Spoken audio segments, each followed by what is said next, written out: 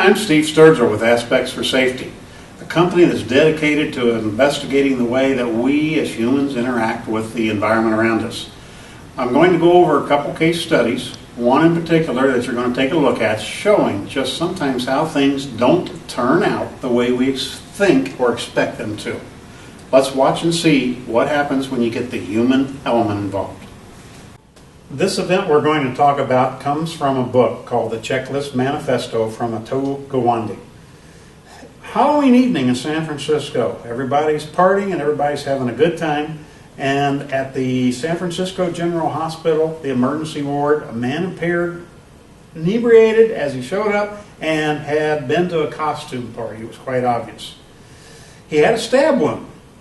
Upon examination, the wound that was located in his abdomen appeared to be bleeding slightly, and a little fatty tissue was coming out of the wound, but wasn't a big deal. The plan for the people at the emergency ward, the staff there, was to make certain that the bowel was not injured. Next, then, they decided they were going to sew up the cut. No big deal, they thought. They didn't rush into the operating room right away. They thought they had plenty of time. The anesthesiologist was getting ready, but he too realized there's no hurry. We don't have to worry about this. We got plenty of time. The nurse that was attending noticed that the man stopped babbling and his blood pressure started dropping. Then he became unconscious. Uh-oh, they thought. Then they rushed into action. Time was becoming critical. They proceeded to give him an airway. They infused fluid into him rapidly, trying to get the blood pressure back up. Then they decided it's time to rush into the operating room. They proceeded to open him up, and once they got him into the operating room, they used a knife and a cauterizing tool that would help them with this procedure. The team went into the abdomen cavity, and the problem that they found out became elevated quickly. An ocean of blood burst out of this patient. You couldn't believe it. They had a knife wound in his abdomen in the front of them, and they were trying to figure out what they were dealing with because of the blood.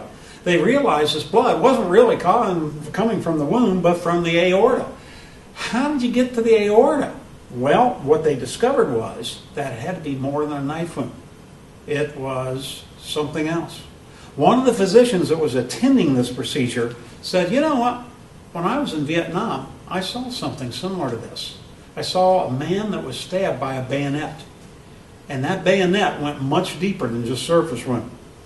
Another surgeon joined in. They started helping. They wanted to put this man back to a life-saving condition. The question, though, was, why did he have a bayonet wound? Well, what they did not know at that point in time, but found out later, that the man had been in a fight with one of the people that was at the party. None of this information was conveyed to them in the emergency ward when he arrived. And as a result, they went in with not all the information that they needed. So, the question is, what really went wrong? We at Aspects for Safety, when we look at this, we say, what happened? How about the communication that was involved between the man arriving at the emergency ward? No one asked him, what happened? They just assumed that he had a slight knife wound. If they'd have known the information that he'd been stabbed with a bayonet, they would have known this was more critical, and they had to be more conscientious and concerned about the time involved. The other thing was decision-making process. When they were working together as the emergency ward staff, their decision-making was, hey, we've seen this before. No need to be in a rush. Somebody should have said, this could be more critical than what we think. Maybe we need to look into this more deeply and find out what's going on. Lack of decision-making, not good communication, and this will then occur.